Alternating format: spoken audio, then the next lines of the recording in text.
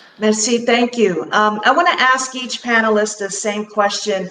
In just a few words, what do you think are the core components of quality climate change education? Voy a empezar con usted. I'm going to start by the first speaker. What do you think are the core components of quality climate change education? Bueno, considero que el currículo I think that environmental education has to be flexible, it has to be sexy, interesting, and it also has to leave behind the concepts and theories and become much more practical, collaborative. Children have to learn together. They have to take action, to do activities, different activities which bring together maths and science and all the different subjects so that they can actually address the problems of climate change. Education has to be horizontal, but it also has to include all the different subjects and all the different areas of knowledge that we need them to develop so that they also become more creative.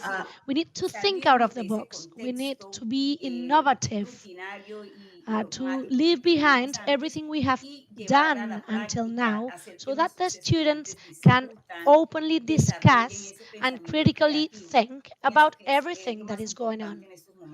Very good, brilliant. And I'm going to ask the same question to Professor Blas.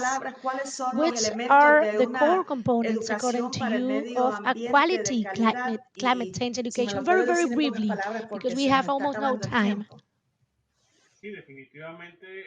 I totally agree with Liz Magda, with the idea that a school has to be an open place where children can speak freely, and it's also important to be able to put the ideas into practice.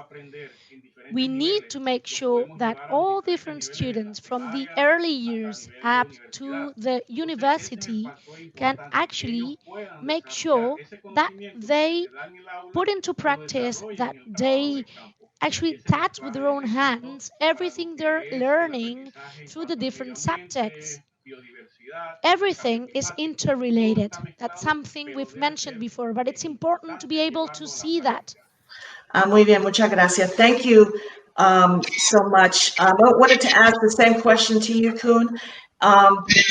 In just a few words, because we just have a few minutes left, what do you think is the core components of quality climate change education? I think we need a good synergy between a teacher and the students. We need a teacher being a pedagogical engineer who has the right facts and background, but also knows how to bring this to the students. And we need young students being scientists, journalists, and activists at the center of their learning process, basically.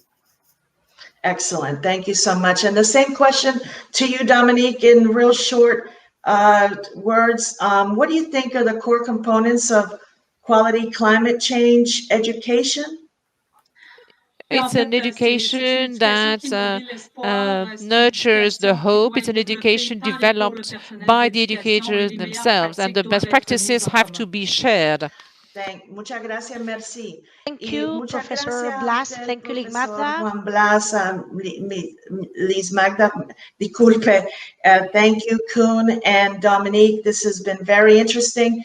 Thank you for sharing with us and for the work that you do every day with our students. Muchas gracias. Thank you very much to everyone for participating in this session. Gracias por la invitación. Muchas gracias. Now, for educators in Morocco, quality climate change education is a priority. Education International member organization SNECDT will now share their experience in driving climate action through education. Dalila El Barmi, Arab Countries Coordinator for Education International, joins us for a conversation with Yunus Fidanchi, International Secretary and National Union Bureau member, SNECDT from Morocco. Let's watch.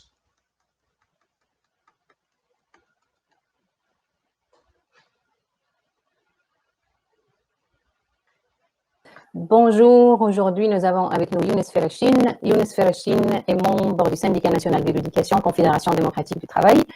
Bonjour Younes, merci d'avoir accepté notre invitation pour faire cette interview. Thank you for inviting us to have that interview within the framework of the International Education Campaign called Teaching for the Planet. Thank you very much for accepting our invitation. As I was saying, the SNECDT started working on education on climate change by developing a program dating back to 2016. 2016 is a key year. At that time, Morocco received the COP21 conference, and that was an impulse for the unions who started working on that issue. Morocco is one of the leading countries in the region and mainly unions of the region. So without further ado, I will give you the floor, Younes.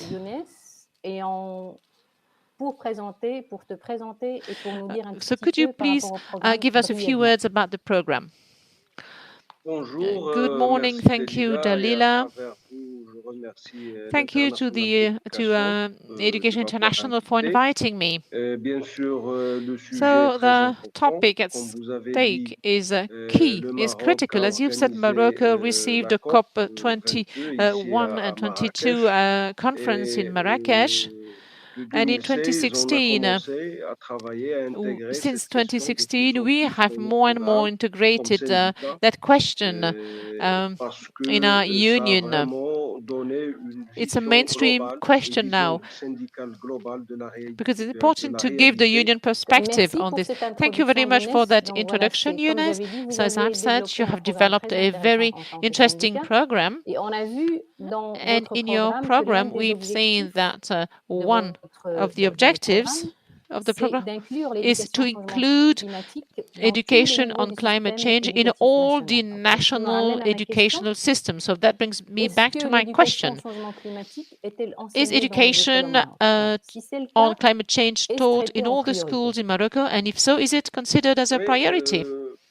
The curricula in Morocco make it possible to educate on the environment, to deliver educational, environmental education,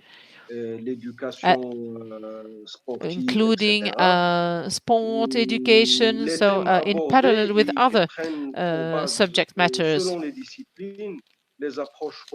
And it is based on cognitive and spiritual approaches as well,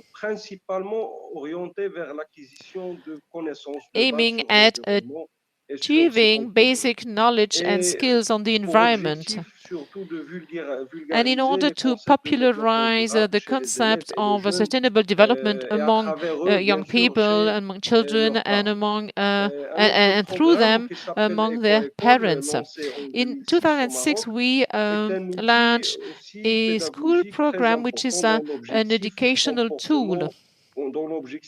The objective is to teach the notions of sustainable development and ways of living that respect the environment. So it's an international program developed by the Foundation for Education to the Environment. But in spite of all this, well, it's been an effort made by the civil society mainly. So the topic of climate change education is not yet a priority in our school curricula in Morocco. Thank you, Younes. And okay, a last question for the sake, for the purpose of time. And it's been a pleasure to listen to you. And I will ask a question in relation with the first one. As a union, a movement, as a world movement, what can we do to make sure that the responses to the climate change won't continue the injustice? Well, as a union movement, we have to fight and fight back. And we need to undertake a detailed reflection in order to make sure that education to climate change, education to the environment would contribute to more respect and to a better world, and in accordance with the environmental, social, and health standards. And the answers must come from a consensus reached within the framework of the social dialogue. So with regard to the impact on employment, it is clear that the climate change will also bring about changes in the economic sectors. The policies relating to aiming at decreasing greenhouse gas emissions have an indirect impact on the labor market.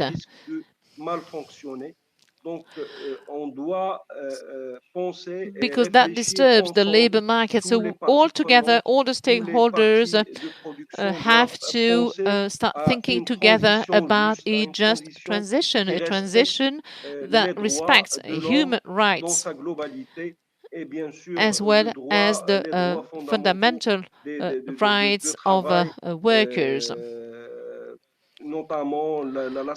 Means health and safety at work, on the workplace, the non-discrimination, etc. So the climate change will be exacerbated, but we need to act together through an efficient participation of everyone and including the impacted communities, and they have to take part in the decision-making process and in the follow-up of climate change actions. Education unions and unions as a whole in general are in a good position to represent the voice of these groups and communities that will be severely affected by the climate change. So we need indeed to have a tripartite dialogue to make sure that there is a good, just transition. So thank you very much, Eunice. The answers have to take account of the most vulnerable groups, and these groups are represented by unions, so union voice has to be taken account of. So thank you very much, Eunice, for your time of having expressed the voice of certain countries. It's always a pleasure to have you with us. And thank you for continuing our campaign, and I would like to have people be invited to follow our summit. So thank you very much indeed. Now, climate change education must be part of the curricula at every level, starting with the earliest years. And we now welcome renowned children's author Amalia Lowe, who will share a reading of her book, El Corazón de la Tierra, The Heart of the Earth, a book she wrote to inspire children.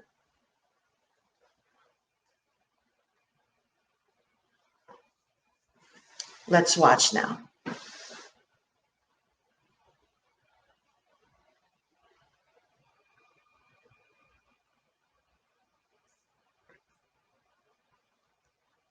Miss Amalia Lowe, writer and illustrator of children's books. I want to talk to you about my book, The Heart of the Earth. In this book, I speak about the possibility to transform our world. In this book, Condor, which symbolizes the Earth's soul, is very ill. Because he has a dream. He dreams of a planet which is a paradise. But he realizes that the world has been destroyed and is overcome by sadness, destruction, and war.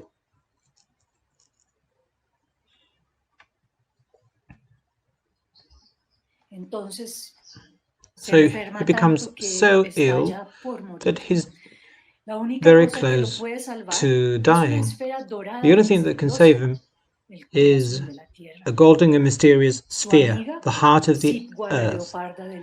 His friend, the leopard of the Andes, courageously goes looking for the heart of the earth. On her way, she's accompanied by Hokumari, the bear with glasses. After many adventures, where they solve many problems, and where they make many friends, they still do not find the heart of the earth, and the condor will die.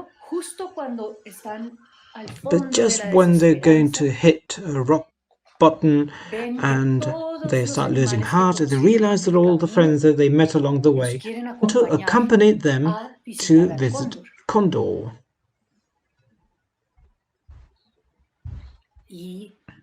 And magically, thanks to this visit, the condor starts feeling better. Let me read how this story ends with the healing of the earth that I dream of. Condor, can I ask you something? How do you get well? I couldn't find the heart of the earth for you. In fact, the heart of the earth was not that golden sphere that I was dreaming of, but rather the invisible fire that makes us happy. The heart of the earth is love amongst friends and the love of the beautiful earth that we live on. Condor, there's something strange going on. There's an image coming out of your head. Oh, it is the image of my dream. It became as big as the whole sky, and it's coming down. It's covering the whole planet. I think your dream has become true. Our Earth is paradise. Let's go enjoy paradise. Bye. Bye. Bye, my friends. Look at Simba. The condor is flying again. What a beautiful adventure. I hope that all the children who read my book remember what the condor said. The heart of the earth is love among all the friends and the love of the beautiful earth that we live on. Greetings. Now, Teach for the Planet, a global education summit, the event you're watching right now, is part of a bigger movement, a larger movement. Education International, the global voice of the teaching profession, is also working with partners in the student movement and with social and racial justice activists to create the green future we need.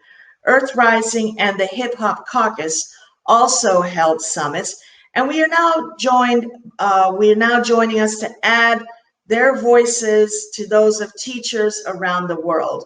Welcome, Brooke Nelson and Nikisha Glover. I'm going to ask both of you the same question. What are your demands and how do you see your community of activists working with educators? And let me go ahead and start with you, Brooke.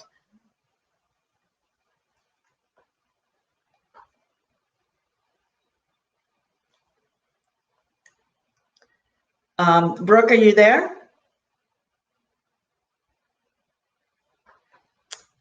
Looks like we're having some technical issues. I think you're muted, Brooke, if you want to unmute yourself. Does it work now?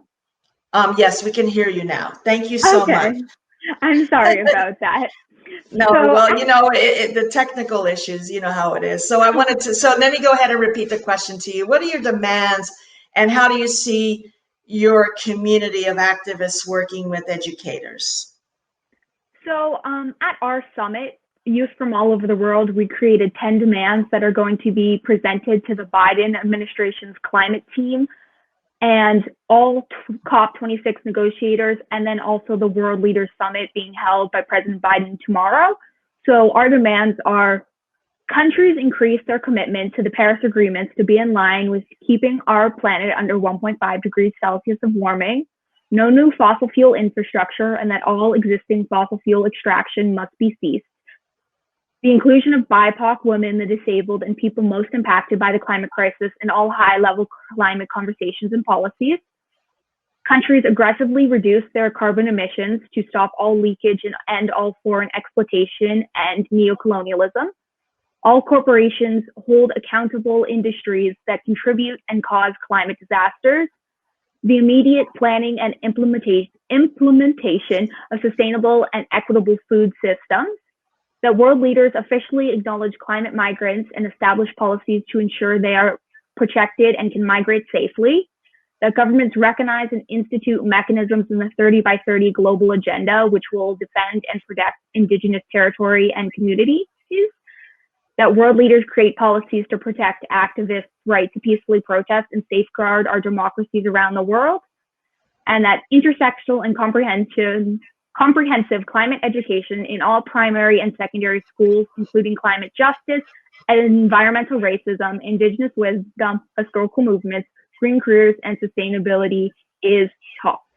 So our way we can work with educators is that our activists have spoken at the United Nations. Some of our activists has been silenced as their protest while they try and protest for a better future. And regardless of who they are and where they come from, all of us are working together on solutions to protect our future. And that's the same for our wonderful educators. We want to fight for a better future. Us youth, we can work with you amazing educators to amplify our message and share with other youth. Educators are educating the next generation. I've seen it so many times with my teachers or my mother who's a teacher and the immense impact she has on her students. You can make climate education and justice part of your classroom and be an example for your students on how to be an activist. Okay, great. Thank you so much, Brooke. I wanted to ask the same question to you, Nikisha. What are your demands and how do you see your community of activists working with educators? And I think we're still, Nikisha, are you able to join us? Can you see me? I think we're still having a little bit of a technical difficulty with you, Nikisha. Well, I wanted to ask you, Brooke, while we're still looking to see if we can get Nikisha on, what you mentioned, Biden is going to be talking about this tomorrow. What exactly is it? You give us a little bit of detail on that.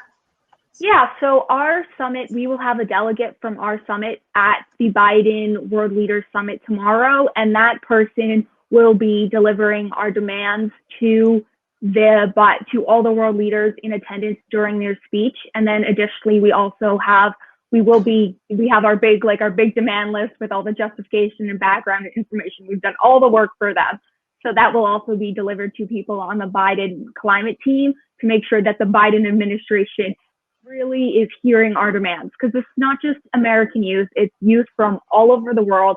And these are really important steps for all of us if we can implement, as the professor from Morocco was saying before, a just transition for all of us and really safeguard our future. Okay, thank you so much, Brooke. Let's see if we can get Nikisha back on. Nikisha, are you there? We're still... I'm here. Good morning. Can you hear me? Yes, we can hear you. Me? Yes, we can hear you. Well, I wanted to ask you, what are your demands? Good morning, Nikisha. I wanted to ask you, what are your demands and how do you see your community of activists working with educators? Our demands from the We Shall Brief Summit, it looks like we're still having some technical difficulties with Nikisha. Maybe we can bring her back later on in one of the segments. But in the meantime, I want to thank you, Brooke, for joining us. And we'll see if we can bring Nikisha back. And we look forward to working together to ensure quality climate education becomes as fundamental as teaching, reading, and writing. And I've had a wonderful time sharing with you today. And unfortunately, my time is up, so it's time to welcome Andrew Jack, Global Education Educator from the Financial Times, who will be moderating our third and final segment. Thank you so much, Andrew, for joining us. And I bid everybody goodbye. Thank you very much, Patricia. So Andrew Jack from the Financial Times here. A great pleasure to be with you for this really important day to focus on really the key issue for the coming generation. So we've heard a lot already about Education International's action in the movement for climate education. And we've heard about educators who are standing up for the planet and for their students. Now we're going to hear a bit more from global leaders and other key sectors of society, including student movements, trade union confederations, and UNESCO, and their support for the Teach for the Planet campaign. Teach for the planet. There's no doubt we are in a climate emergency. We have twin crises, massive inequality, underfunding, as you know, of our vital public services, healthcare, education, childcare, aged care. Yet we also know if we don't fight for investment in jobs, for rights, for social protection for our people, right alongside of the environment, the planet itself, then we don't have a future. We don't have a secure or sustainable future for our children and grandchildren. Massive climate events now, weather events that are so extreme they're destroying lives and livelihoods, are a daily occurrence.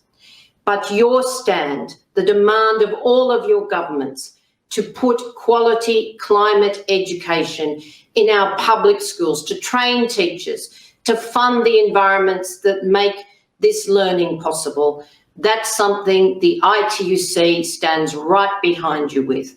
We want just transition, climate action with just transition, with unions at the table. And your table is indeed a very serious, responsible one, educating our youth for the future. They'll be fighters right alongside of us in generations to come. Teach for the planet. We need quality curriculum for climate education now. We support Teach for the Planet because we need to build an education system where every student leaves school climate literate. In order to do this, education planners and teachers must seek to integrate climate change education in curricula at all levels. Climate literacy empowers students with geographic, scientific, and political knowledge about the Earth's climate system. In each discipline, the humanities, social studies, and scientific inquiry, education about the climate's influence on our societies and global community is paramount. This enables students to make responsible and just decisions for a sustainable planet in the workplace, communities, and other learning spaces. A climate literate student may lead local actions for change and sustainability, but they are also aware that the Earth is a common inheritance of all peoples. Climate literate students are globally conscious, understand the adverse impacts of northern industrial development on southern seashores. They fight to protect oceans, mountains, and forests. They see the interconnectedness of struggles, anti-racism, women's rights, a sustainable global economic order, and the cultural and political recognition of indigenous peoples and their knowledges. Let us join together to teach for the planet. Greetings from UNESCO. I warmly congratulate our friends at Education International on launching this very important campaign. Well, in a global survey recently conducted by UNESCO, 67% of respondents said that climate change and biodiversity loss are the top challenges we face. They also identified education as one of the top solutions to address climate change. For this to happen, learners and teachers need to be empowered to understand and address the sustainability challenges, for sure. This is about knowledge, this is about skills, values, attitudes, geared to caring for our endangered planet. Taking care is the key word to say. Well, teachers are at the front line of guiding students on this journey of awareness and action. Through our advocacy, through our training and resources on climate changes education, we support teachers to make learning transformational. Educators are a priority in the new global framework on education for sustainable development, ESD for 2030 for short. As the UNESCO World Conference on Education for Sustainable Development next month, we will call for commitment to transform education so that everyone can learn for our planet and act for sustainability. It's about acting and thinking differently in this century. We'll elevate the voices of educators calling for change and looking forward to collaborating to ensure climate education is in the spotlight at COP26 in November. Teaching and learning for the planet is not a choice. It's our collective responsibility to give the custodians of our future all they need to grow up and thrive as green, responsible citizens. I thank you very much. So thanks for those messages. And you just heard Stefania Giannini from UNESCO saying, teaching and learning for the planet is not a choice, it's a collective responsibility. So in order to bring about those sorts of changes, to focus to fight for climate change and support the just transition to a more sustainable world, there will need to be a transformation in education. And that's what we're going to talk about in this final session today. The needs for teachers and unions to work with governments to include quality climate education for education itself in the classroom, integrated into their systems in every country. That should be part of countries' climate promises and commitments on a credible timescale. So the United Nations is organizing COP26 Climate Change Conference, which begins at the start of November. Countries will come together and review their commitments to combat climate change. And Scotland is the host country. So we're joined in this next panel discussion by Larry Flanagan, the General Secretary of the Educational Institute of Scotland, and Minister John Swinney, the Deputy First Minister and Cabinet Secretary for Education and Skills in Scotland.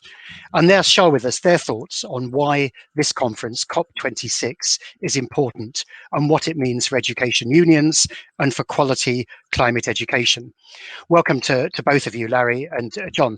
And maybe let me start by asking you both, what does COP26, why does it matter to the education sector? John. Thanks very much, Andrew, and it's a great pleasure to take part in this conversation through Education International. COP26 matters for our education system because fundamentally we have to ensure that young people are equipped to meet the challenges of the ever-changing world in which we are living. And climate change is one of those fundamental challenges, the most fundamental challenge that we all face in the forthcoming period. So we have to make sure that young people are equipped with an understanding of the issues, and from that they can form their commitments and influence the commitments of society to tackle this very significant issue. And obviously we have a unique relationship with the COP26 because it will take place in the city of Glasgow in Scotland, rescheduled because of COVID. But we hope it's going to be able to take place on a face-to-face basis and provide a landmark agreement that can tackle climate change. Thanks, John, and we'll come back on those points. But Larry, what's your perspective? So why does COP26 matter for education?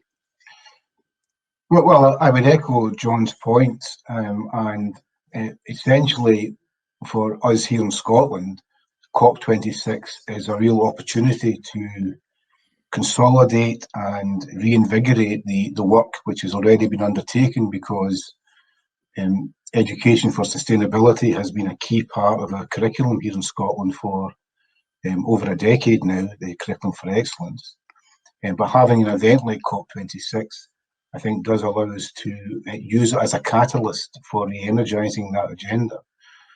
I think everyone understands that education is the key to the future. And tackling climate change is about the future. So particularly in our schools, with the enthusiasm of young people in relation to the need to tackle climate change, then this is a real opportunity for us here in Scotland, but also I think globally. COP26 allows us to reset and reinvigorate the campaign to tackle climate change as effectively as possible, and we're certainly looking forward to it. I come from Glasgow, so it's my home city, and we're looking forward to the opportunity to host the world around this very important topic. So John, as a minister, what's your commitment then to make education visible at COP26? What are you going to do? I think, as Larry mentioned, the whole issue of considering questions around sustainability have been at the heart of Scotland's curriculum. We made a conscious decision over a decade ago to move our curriculum to ensure that it equipped young people with the skills, the knowledge and the attributes and the capacities that would enable them to deal with the world as they find it. And of course, climate change is a central part in that challenge. So the presence of COP26 within Scotland brings that curriculum to life for young people. We've taken forward for some time a Learning for Sustainability strategy. That provides opportunities for young people to learn and to understand about questions of sustainability. So that's a thread that runs through our curriculum, and we will be encouraging and motivating a focus within our schools on the issues that emerge that are part of the preparation for COP26 and what emerges from COP26. Now, obviously, that fits in very closely with the policy agenda of the government on tackling climate change in its widest sense. And again, going back over a decade, the Scottish Parliament enacted by law some of the most demanding targets for tackling climate change. They are essentially the most demanding of any jurisdiction in the world. And we are having to work hard to adapt and change our systems to enable us to comply with those targets. So I think what COP26 provides us with an opportunity to do is to share the progress that we have made in Scotland, but then also to be challenged about what more needs to be done, because all of us need to change practices and approaches to enable us to tackle this very significant issue. So, John, COP26 is obviously a symbolic event to crystallize a lot of these discussions, but will you carve out, for example, during the event or in some parallel sessions, the opportunities for teachers and the education community to very actively engage with the debates and discussions? Yes, and we'll want to do that. We have, as a government, taken an approach to maximise the widest possible engagement with the issues around COP26. So we are creating opportunities. Obviously, still a little bit uncertain because of the implications of COVID as to what will be the physical format of those arrangements, but we are structuring a whole engagement programme so that different sectors of our society can be involved in those discussions. We want to make sure that educators and also young people are very much at the heart of that discussion, and that they have the opportunity to influence our thinking as we prepare for COP26, but also to interact with colleagues from around the globe who will be coming to Glasgow for what will be an absolutely central event in tackling climate change. And Larry, both you and John have mentioned that point about how the Scottish curriculum has already been integrating issues of sustainability and climate change for some time. That said, do you still see some scope for increasing that? And what are the tensions, kind of balancing it with existing curricula and teacher priorities? Larry? I think that there's a huge challenge around fitting everything into the curriculum, and it's a constant dialogue that we're having. But I think the Learning for Sustainability is a cross-curricular feature, and it's something that we want to embed into the daily life of our schools. There's a government agency, Education Scotland, which oversees curriculum. And as John indicated here, we're in dialogue with them so that across the COP summit, we have something taking place in every school in the country, where staff and pupils are engaged in addressing and considering the main themes of the COP summit. So there's no single agency here which has possession of this precious agenda. And one of the things that we try to do in Scotland is to work collaboratively, wherever possible, on agreed aims. And certainly I think in terms of tackling climate change, then we're in a strong place to make sure that our education system is preparing young people for a future in which this particular agenda is tackled effectively. So, across a whole range of areas, there's a lot of work ongoing, all of which creates a synergy around a better future for our children and young people. John, anything to add on building that extra headroom to integrate still further and advance curriculum integration around sustainability and climate change beyond what Scotland's done already? obviously, we're constantly revisiting as a government in relation to our wider policy agenda the commitments that we are making on climate change, and as each piece of research takes its course, the challenge becomes ever more significant and serious for all of us. So we're constantly revisiting that agenda. And we're in the midst of an election campaign just now, just shortly before Parliament rose for the election. We submitted our updated climate plans to Parliament, and a significant part of them requires changes in public behaviour and public approaches, particularly around transport, around how we generate our energy, how we utilise our resources. And these will be decisions and issues influenced for the next 5, 10, 15, 20, 30, 40 years. And we therefore need to make sure that our education system is equipping young people with the outlook and the perspectives to enable them to tackle these issues effectively and to be essentially willing partners and collaborators in how this is taken forward. Now, one of our core approaches within the Scottish education system is a model of collaboration between the teaching trade unions, members of staff, the government, our local authority partners, our specialist agencies, to make sure that we are all influential in forming the agenda. And I think the conversations that have taken place involving all partners, particularly our professional association colleagues, have been helpful in shaping how we can make the biggest impact of COP26 on our education system, and therefore see that as an investment in many of these challenges and meeting these challenges in the years to come. And what do you see as the potential for greater cooperation between the government and the education unions around climate change? I think the opportunities are essentially about making sure that our teachers are professionally equipped to lead this challenge and to lead it at all levels within our education system. And that's where we work most closely with the professional associations, because they are great allies, as well as being teaching trade unions. They are professional associations. They are allies in the further enhancement of the professional capability of teachers. And one of my central priorities as Education Secretary has been to make sure that the teaching profession is supported, that we invest in the profession. We've expanded the profession. There are commitments to further expand the profession in the years to come, and to deepen the professional learning opportunities that are central to realise many of these aspects of the agenda. So working with the professional associations on professional learning is a central part of what I want to take forward. And Larry, building on that theme, what would you say in terms of the social dialogue and the engagement between government and the unions around climate change? What more can we see, and how's progress been to date? Yeah, I mean, so we do have a good track record of social dialogue in Scotland, and I think it's important to underline that doesn't mean that we are in agreement at all times.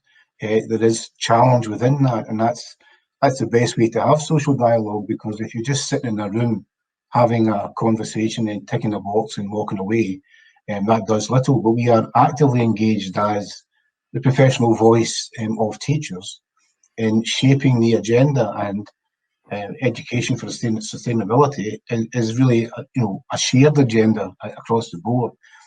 To get teachers engaged, or to deliver any curricular initiative, you need to have teacher engagement. And one of the things that we have done in the past around tackling poverty, for example, is to use our position as the EIS, as the teacher trade union, to co-sponsor a whole range of initiatives, which then give an endorsement to that in a kind of social partnership framework. And I think that's really important, because I could point to other parts of the UK where teacher unions are advocating for tackling climate change, and there's rhetoric at government level, but the two pathways don't seem to merge. And what we're trying to do in Scotland is actually synergise all of the energies, so that we have a kind of single focus on developing an effective strategy, particularly around education, because I think we all recognise the importance of education to taking this campaign forward. John, I mean, does something have to give in all this, though? I mean, we've seen it already with COVID, of course, huge extra stresses on teachers coping with the shift to online and all the disruptions that have been caused, and now the health-related measures. I mean, is there any similar trade-off around trying to integrate and engage much more on climate change with schools? How do you find the resourcing and the support to allow teachers and unions to involve themselves more in this? There will always be a congestion within the curriculum, and what I certainly am conscious of is the need to be constantly. You can't take the view that you've removed the congestion from the curriculum, that's it all done. It'll start creeping back in again as soon as you've turned your back. So we have to make clear our priorities. I think one of the central features of the curricular reform that we undertook in Scotland was essentially relied upon the professional judgment of teachers to consider how they could deploy the curriculum effectively to ensure that young people acquired the capacities they need to deal with the world as they find it. Now, any judgment in that respect would say to you, young people must leave our education system with a deep understanding of climate change because of the seriousness for the future of our society. So it's a really central priority, and around that, judgments have to be made about how time is spent and how that prioritisation can be undertaken. There's a lot of debate just now during the election campaign about the investment in the teaching profession, and particularly around professional learning, and it's something to which I'm very committed, and we've got a good track record in supporting that professional learning, but there is more we need to do to assist in that respect. I suppose the final point I would say is that many of the judgments that have to be made in this respect are about trying to win the argument about what really matters in our society and focusing our education system on those essential challenges. And I think if we have an honest and open discussion about that, then we can perhaps come to the correct conclusions. And obviously, as we handle that within the post-COVID environment, or then it's not quite a post-COVID environment, we're getting to a better place on COVID in Scotland today. We are in a position to focus on how we support the profession to lead education recovery and to build on what's been, I think, by all common acknowledgement, a formidable effort by the teaching profession to make sure that young people were in no way harmed educationally by the issues that have arisen out of COVID. And Larry, just tell us briefly, what's Education International Scotland planning around COP26? Any particular initiatives? Well, I think there's a whole range of initiatives taking place from different organisations. I know the EIS, for example, even at a city level in Glasgow, are working with other social partners to try and make sure that post the summit, we have a better public transport system in the city. So there's a lasting legacy. Education International clearly intend to have a presence there and to make sure there's a profile around education. I'm also the European president of the Education International organisation, and I know that ETUS tomorrow and Friday are holding a Education for Sustainability conference. So there's a lot of levels in which we've been involved. I think one of the big issues here, certainly for us in the EIS here in Scotland, is that this is an area where our members can be involved in EIS as a trade union, in social partnership with the Scottish Government and other agencies, but also just professionally in the classroom. Because the third partner, I think, here are the young people themselves in our schools. This is a topic that is really important to them. And as any teacher will tell you, engaging your students in something that interests them is the first step in taking them forward. And the pandemic has shown how important schools are to young people's well-being and mental good health. So I think this is an agenda which will engage young people, and we've seen them on the streets taking action before. So this is an open door we're pushing at in terms of getting young people on board, and they're the critical third leg of the tripod in terms of the kind of partnership we want to see working in our schools, so that somewhere down the line we are making progress in terms of tackling climate change and creating a future for our young people. John, only got a few seconds left, but what are your expectations overall then for the outcomes of COP26? I think it depends very much on the attitudes that countries bring to COP26. I hope countries come with commitments. I think we're in a much better position to make more progress because of the change of presidency in the United States. And the First Minister of Scotland, Nicola Sturgeon, has already had discussions with John Kerry as President Biden's climate envoy. And I think that signals a fantastic change in engagement from the United States. That's an encouraging sign, and we need to make sure that's replicated by everyone. And I certainly can say on behalf of Scotland that we will be providing a very warm welcome to make sure that the summit takes place in the most supportive conditions and circumstances to make sure it makes the most progress on such an important issue. And you touched on this at the start, but aside from the practicalities of COVID limitations, do you think there's actually a value in trying to do more online to limit the carbon footprint actually of people even attending to Glasgow? I think there is. Ultimately, some of these events need interaction. I think all of us are finding that we've lived our lives through digital technology for the last 12 months fundamentally, and it's been helpful, and it's got us through a really difficult period, but it's also been tough. And we need human interaction and human dialogue. I'm certainly getting a lot of that during the election campaign, where I'm out and about, now able to speak to voters on their own doorsteps, which is really invigorating. I didn't realise how much I had missed actually being able to talk to people face to face. So I think there's a place, Andrew, for both, for digital technology to try to reduce the carbon footprint and to make as much progress in advance of COP26, but some face-to-face dialogue to make sure that we all sign a bond amongst human beings to do all that we can to tackle climate change. So John and Larry, thank you both very much indeed for that. It's really important to talk about the engagement with government and the opportunity of COP26 to focus and catalyse on these really essential issues around climate change. Now we're moving to the final section of the event, and we're going to turn now to David Edwards, the General Secretary of Education International, and Kathleen Rogers, the President of Earth Day, the partner for this event. They're going to discuss a manifesto being launched today, which expresses the demands of teachers and educators from around the world. The Education International Quality Climate Change Education for All manifesto was developed through consultation with education unions around the world, and it's the voice of educators.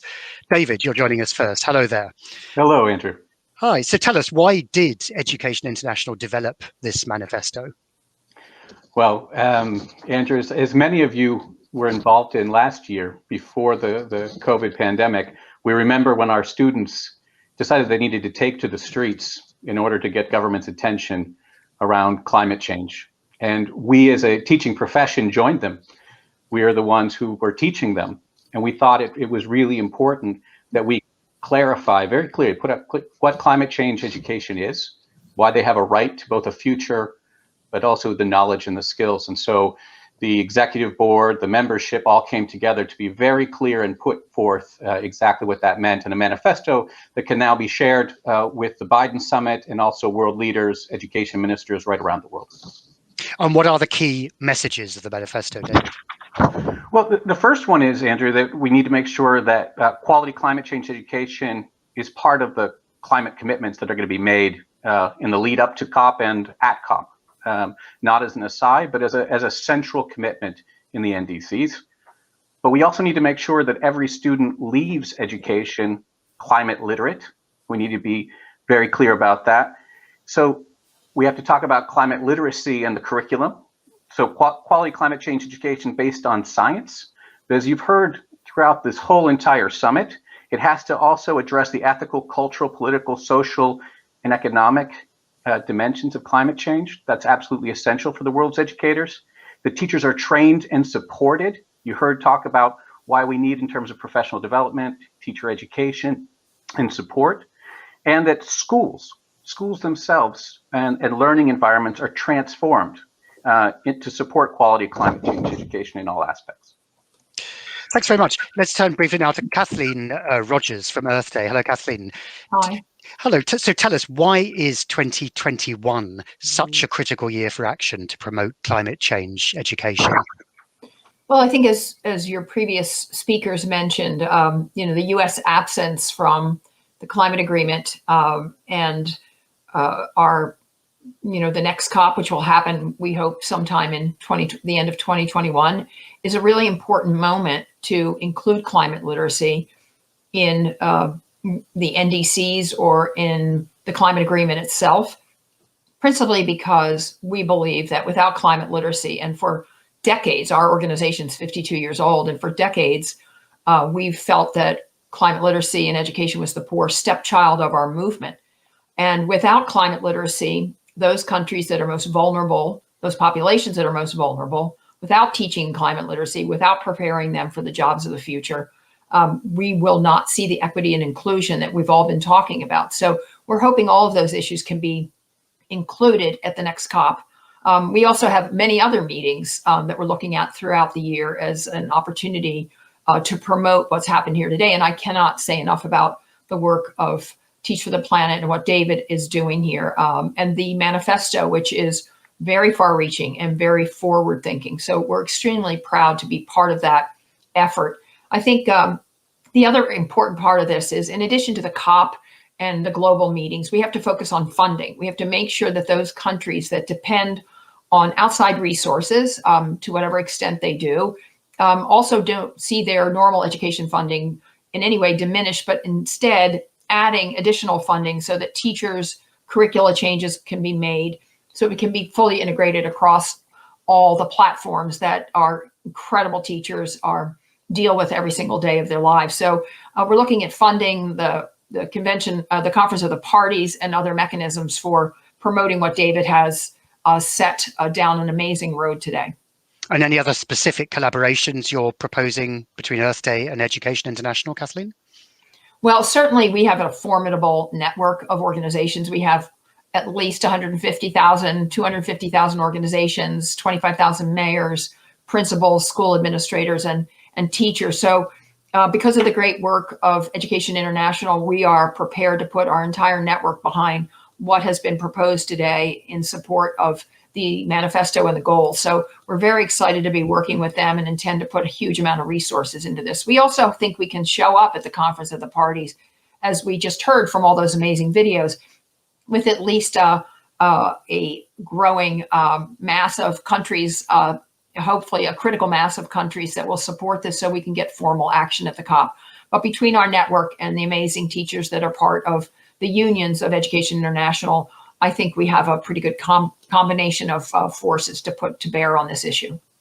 So Kathleen and David, thanks very much for joining us in this effort to transform education to support a just transition to a more sustainable world.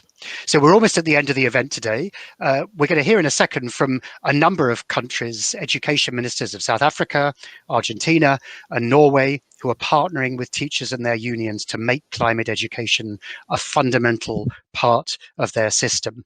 And we'll show that now, and then we'll hear from David for his closing remarks. Greetings to educators of the world and to the unions which represent your voice.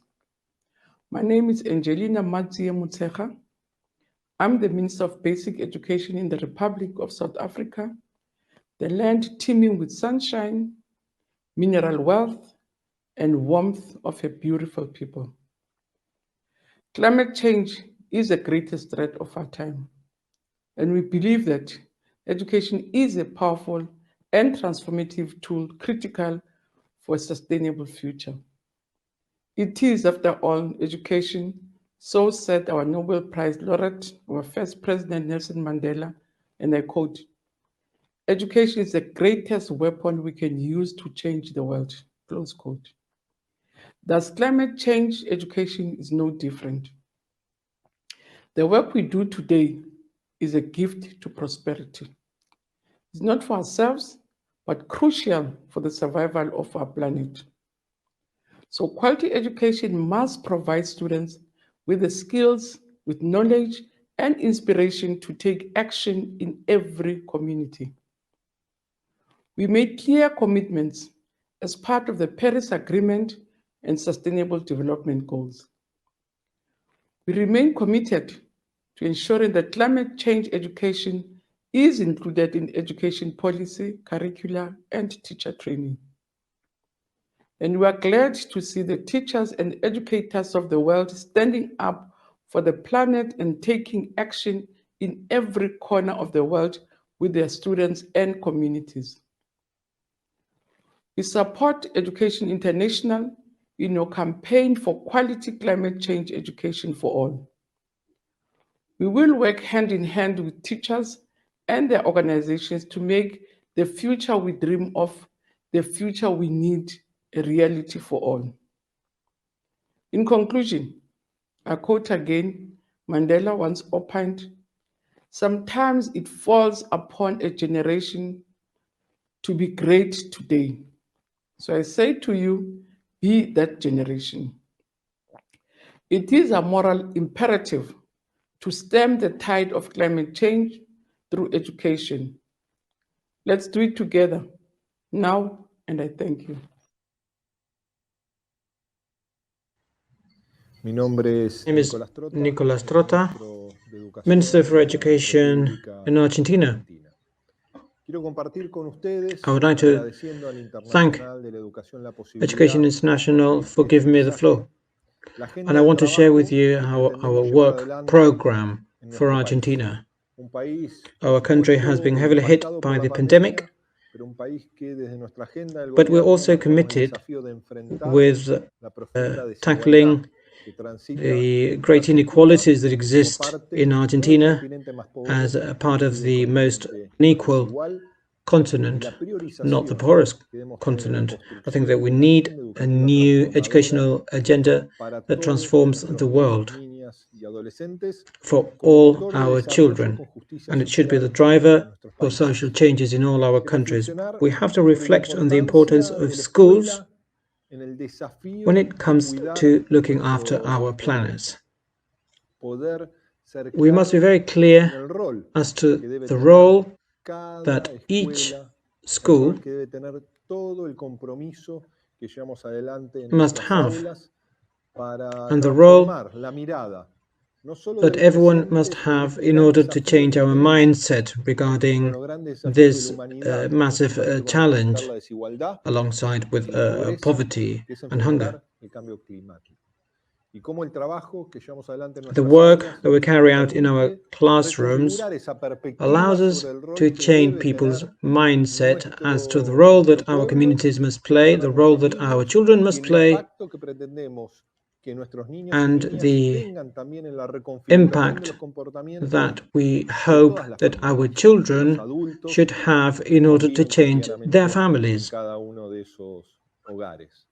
For us, it is very important to take a step forward and adopt a climate action bill, which has already been adopted in Congress. It has been promoted by the Ministry of Education and Ministry of Environment, and we hope that in the next few weeks it will also be ratified by the Senate and promulgated by the state. With that law, our government and also the provincial governments will be entitled, will have the responsibility to bring environment education and climate change education at all levels of education in order to change mentalities so that people look after the environment, and because we want to promote a harmonious development with equal access to opportunity, with equal access to wealth. And in our countries, it is very important to have that debate, because what we can see across the planet is that peripheral countries like ours should never be faced with a dilemma, as if we had to choose between development or environment. We need a new approach that will bring this dual way of looking at things, focusing on the environment and on development. Our government is fully committed at all international fora because we want to have a shared understanding throughout Latin America as regards looking after the planet. And as a government, we want to have an educational agenda towards that goal. We also want to acknowledge the role of all teachers across the world for their engagement and commitment in these difficult times. And I also want to acknowledge the role of Education International and all education trade unions in the different corners of the world, which always defend a public education as a way of transforming society and of striving for a better future. Thank you very much. El cambio climático. Climate change and the dangerous decline in the planet's ecosystems and natural environments are the greatest threats of our time. We all need to step up our work to ensure a safe and healthy future. And I believe that education is a vital, powerful, and transformative tool to ensure a sustainable future. Education for sustainable development is crucial now and in the years to come. Quality education must provide students with the experiences, skills, knowledge, and inspiration to take action in every community. Norway has made a clear commitment to the Paris Agreement and the Sustainable Development Goals. We remain committed to ensure that education for sustainable development is included in the education policy, curricula, and teacher training. I'm encouraged to see teachers and educators of the world standing up for the planet and taking action in every corner of the world with their students and communities. We support Education International in your campaign for quality education for sustainable development for all. We will work hand in hand with teachers and their unions to make the future we dream of, the future we need, a reality for all.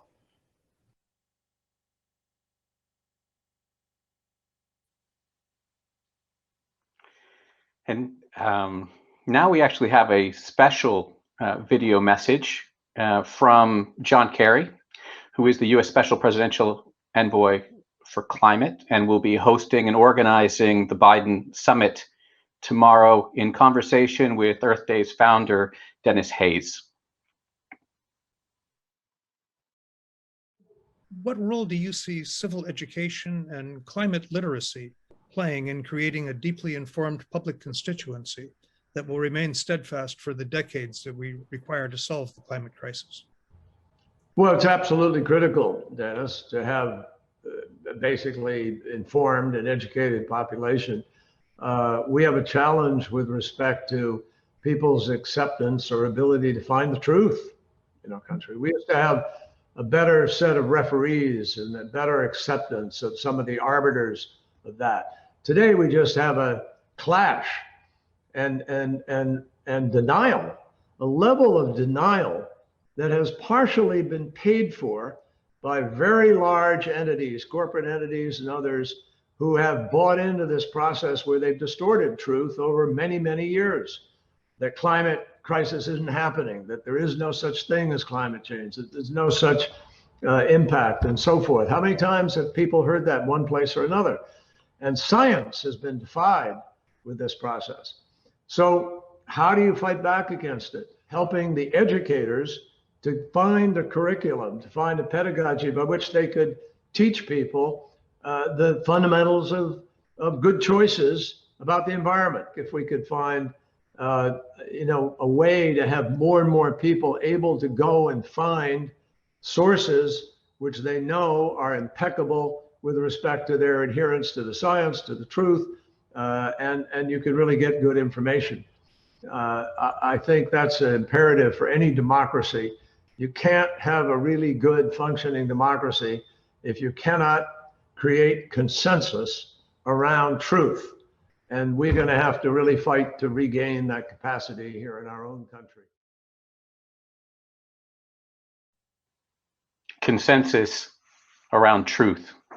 Colleagues, we are just so happy and proud to launch our climate change education campaign here, Teach for the Planet, with the Earth Day. We share a focus on the future, on young people, and the critical importance of education.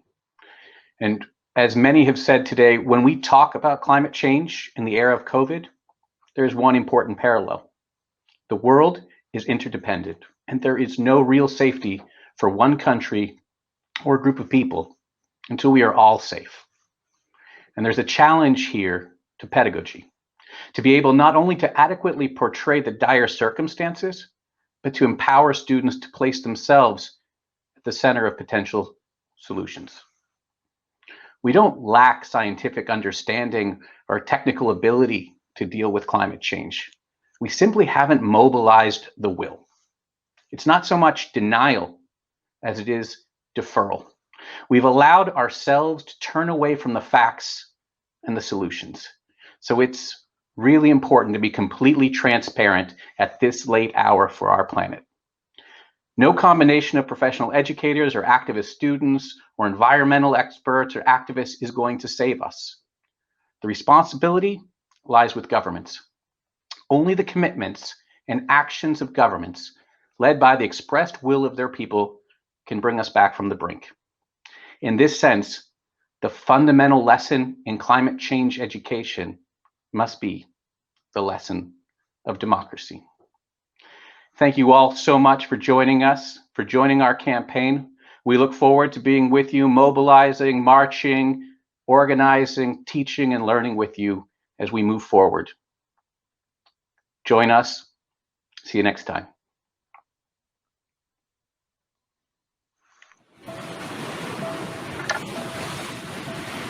The world needs climate change education now. As members of Education International, representing 32.5 million teachers and educators across the world, we call on all governments to make quality climate change education for all an immediate priority. Here's how. Every country must commit to making quality climate change education a reality for all students. Working together with education unions, student organizations, indigenous groups, and other stakeholders, governments must implement well-funded, inclusive climate education.